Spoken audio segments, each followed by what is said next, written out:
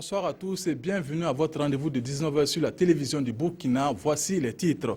Le ministre des Infrastructures constate de visu l'état de dégradation de la route reliant Taparko à Fada dans la région de l'Est. Il était sur le terrain pour voir les mesures à prendre afin de résoudre les désagréments dus aux radiers cassés et autres nids de poules. Et puis le directeur général de la Sofitex est en visite à Dédougou. Il a échangé avec les producteurs d'or blanc autour de la saison cotonnière, la toute première après l'abandon de la culture du coton transgénique ou coton BT. La route nationale 18 longue de 130 km reliant Fada à Bogandé dans la région de l'Est et prolongée jusqu'à Taparko sur 200 km est fortement endommagée à certains endroits, radiers cassés ou encore nids de poules qui sont la cause de nombreux accidents. Autre phénomène, les coupeurs de route qui sévissent également sur cette axe et le ministre en charge des infrastructures s'est rendu sur les lieux pour constater de visu et cette situation. Reportage Nestor Yugbari, Lambert Soma. Sur le pont de la Sirba, à la sortie de Bilanga, c'est la hantise qui prévaut au début de chaque saison des pluies. Les populations ne savent plus à quel saint se vouer. En 2009, nous avons perdu 13 de nos frères au niveau de ce pont. Le même jour, 13 par noyade. Donc franchement, pour parler, on ne peut pas parler de ce pont sans verser des larmes. Et depuis lors, ce qui nous fait mal, c'est que le politique pose chaque fois le problème de ce pont pour se faire élire. Depuis au moins 4 ans, les travaux de réhabilitation du pont de la Sirba piétinent. Les explications sont nombreuses, mais une chose est sûre, l'infrastructure est dans un état de dégradation avancé. Ce que nous avons vu ce matin est désolant, vraiment désolant, parce que en voulant en fait trouver un remède à la situation de ce radier de la Sirba, on a d'une certaine manière aggravé la situation. Sur 21 ouvrages à réaliser de Kongaï à Taparko, 4 sont toujours en cours avec un taux d'exécution de 70%. Nous avons rencontré beaucoup de difficultés, et notamment pour des ouvrages en saison pluvieuse. C'est la première difficulté, on a oublié de faire des suspensions. L'insuffisance technique du dossier de base. Donc ça nous a amené à faire des études complémentaires où le laboratoire devait intervenir pour faire des études de fondation complémentaires, ce qui a pris du temps. Et ensuite, les recommandations qui sont sorties de ces études ont amené des incidences sur les quantités de matériaux à mettre en œuvre. Au terme de cette journée de visite, 2 enseignements peuvent être tirés. La première chose qu'on peut retenir, ce sont des ouvrages indispensables à la praticabilité de cette route. La seconde chose, c'est que tout le monde a suivi les manifestations de ras-le-bol des populations. La préoccupation principale, c'est le bitumage de la route nationale numéro 18. Et nous avons rassuré la société civile, les populations, et nous redisons encore qu'il existe un projet de bitumage de la route nationale numéro 18. Longue de 195 km, la nationale 18 dessert les régions de l'Est et du Sahel. Selon les populations, son bitumage devrait booster de façon significative l'économie locale. Et justement, on se rappelle que des populations avaient manifesté à Bogandé le mois dernier pour justement protester contre l'état de dégradation de cette voie. Profitant de sa visite, le ministre des Infrastructures a échangé à bâton rompu avec les forces vives de la province de la Nyanya sur ces différentes questions. Toujours Nestor Yugbari et Lambert Soma pour le reportage. À l'occasion de la visite du ministre des Infrastructures, les populations de la Nyanya ont voulu réaffirmer ce qu'elles appellent un oubli de la part du Premier ministre Paul Kabatieba lors de sa déclaration de politique générale. Pour les habitants de la Nyanya, le Premier ministre n'a pas fait cas du bitumage de la Nationale 18 qui est une partie des problèmes qui assaillent la province. De nos jours, au niveau de Bogandé, on parle beaucoup de vie chère. Et cette vie chère, nous avons essayé de la comprendre et nous avons approché les différents commerçants qui nous ont fait sortir ceci. Ils nous ont donné le temps mis entre Bogandé et Puitenga, qui est leur principale source d'approvisionnement, qui fait 130 km. Et pour joindre ces deux bouts, il nous faut 9 heures de route. Face à toutes ces allégations, le ministre des Infrastructures se veut rassurant. Les 12 provinces qui ne sont pas desservies par le bitume le seront. Le président nouvellement élu par la majorité des Burkinabés, Roch-Marc Christian Kaboré, a un programme dans lequel il s'est engagé à ce qu'avant la fin de son mandat, les 12 provinces qui restent soit desservie par le bitume. Pour les populations, si ces promesses sont tenues, ce sera un ouf de soulagement. Située à 7 km de la frontière malienne, la commune rurale de Sami dans la province de Banwa est difficilement accessible. La voie qui mène à cette localité à partir de Solenzo, chef-lieu de la province, est quasiment impraticable. L'enclavement de Sami influe ainsi négativement sur son développement économique.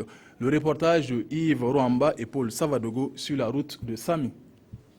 C'est un parcours de combattants pour accéder à la commune rurale de Sami à 140 km à partir de Solenzo, chef-lieu de la province de Banwa. C'est un sentier serpenté entre les collines que nous avons emprunté avec parfois la peur au ventre de ne pas y arriver. Pour quitter Sami, arriver à Plué quand même, bon, il y a beaucoup de complications.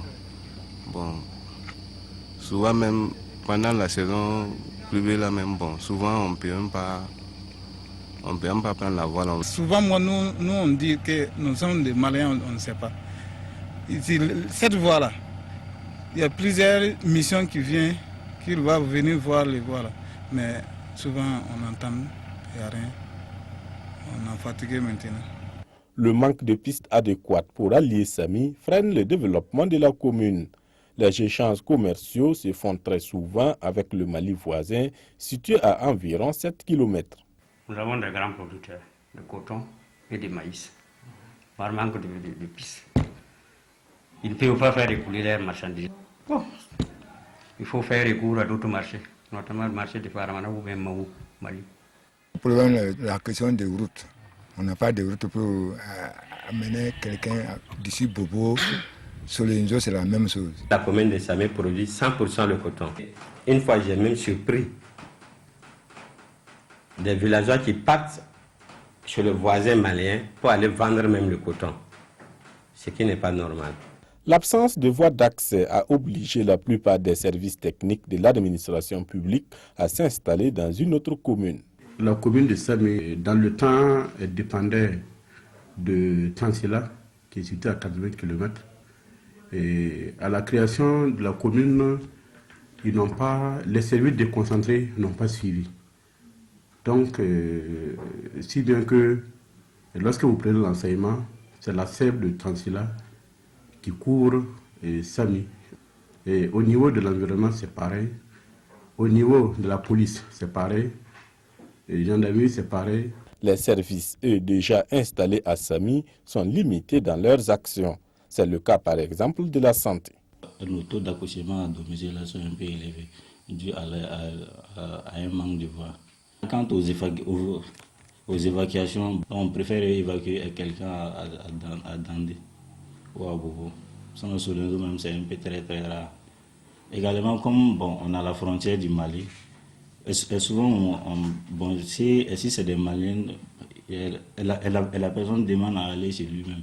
Et non, on réduit l'évacuation et puis la personne part soit à Yoros ou bien à Kourou. Érigé en département depuis 1985 et en commune rurale en 2005, Sami ne bénéficie pas de la couverture des médias nationaux et des réseaux de téléphonie mobile. Un seul sur les trois fonctionne correctement. Pour renforcer les capacités d'intervention des forces de l'ordre, la représentation nippone au Burkina Faso vient de doter des polices municipales de 4 villes du Burkina Faso de matériel roulant et informatique. L'objectif est d'aider ces unités à faire face à l'insécurité qui va grandissant dans beaucoup de nos villes. Le reportage depuis Bobo-Dioulasso de Jean-Eudes Bayala et Mireille Carole Tougma. La clé d'un pick-up dans les mains du commandant de la police municipale de Bobo-Dioulasso. Une remise symbolique de matériel d'une valeur d'environ 207 millions de francs CFA pour la police municipale de Bobo-Dioulasso, Gawa, Kaya et Fadangourma. Dans un contexte marqué par la montée du terrorisme, du banditisme et de l'incivisme routier, l'opérationnalisation des forces de l'ordre est une nécessité. C'est dans le cadre donc, du renforcement des capacités des polices municipales à offrir des services, j'allais dire, de qualité aussi bien aux populations qu'à l'administration même de ces collectivités territoriales. Et ce matériel, il va être utilisé pour la protection des personnes et des biens. Sur le terrain, vous allez vous-même le constater. et les résultats vont changer. Ces dons sont du projet Appui à la consolidation de l'état de droit et à l'accès des pauvres à la justice au Burkina Faso. Projet financé par le gouvernement du Japon. Sans la paix et la sécurité, pas de développement durable. Alors assurer bien la sécurité et la paix. On doit bien renforcer la sécurité urbaine. Toute chose qui contribuera à la quiétude de la population. Pour la police municipale, l'acquisition d'autres matériels comme des grues pour enlever les véhicules accidentés, des radars, sera également la bienvenue. Le nouveau directeur général de la Sofitex, la société burkinabé des fibres textiles, était en tournée dans la région d'Abouklo de Mouhoun. Les échanges avec les acteurs de la filière coton ont porté sur les préoccupations liées à la présente saison cotonnière qui marque le retour à la culture exclusive du coton conventionnel 8 ans après l'introduction du coton transgénique. Bakary Seri, Karim Ouedraogo et Paul Savadogo. Échanger avec les acteurs de la filière coton de la Boukoul du Mouhoun sur la nouvelle vision de la Société des fibres et textiles, c'est l'objectif de la visite du nouveau directeur général. En entendant un accord avec Monsanto qui tarde à venir, la Sofitex privilégie la semence du coton conventionnel pour la saison 2016-2017. Compte tenu donc du caractère spécifique de cette campagne cotonnière qui s'annonce, il était important que nous puissions parler avec le dispositif de terrain. Nous avons également parlé avec les producteurs pour leur dire ce que nous attendons d'eux, les questions d'insecticides, les questions de formation. Voilà autant de questions que nous avons partagées dans les échanges avec les producteurs. En plus de ces préoccupations, on note aussi la hausse du prix du coton évoquée lors de ces échanges. Des sensibilisations sur la production du coton 100% conventionnel ont été effectuées dans la région. Après constat, le message est passé selon le directeur général de la Sofitex. Les producteurs ont compris, ils se sont engagés donc à aller dans le sens des orientations et des objectifs définis par la direction générale. Les agents de terrain se sont également engagés pour pouvoir adresser efficacement les problématiques liées donc à la préparation, à la mise en place de la nouvelle campagne cotonnière qui s'annonce à grands pas. La Boukoul du Mouhoun est la plus grande région cotonnière de la Sofitex. La production cotonnière de la saison 2015-2016 s'élève à plus de 132 000 tonnes et les producteurs promettent atteindre le cap de 200 000 tonnes à l'horizon 2020. C'est la fin de cette édition. L'info continue avec Jean-Emmanuel Ouedraogo à 20h. Je vous retrouve demain à la même heure. Bonsoir.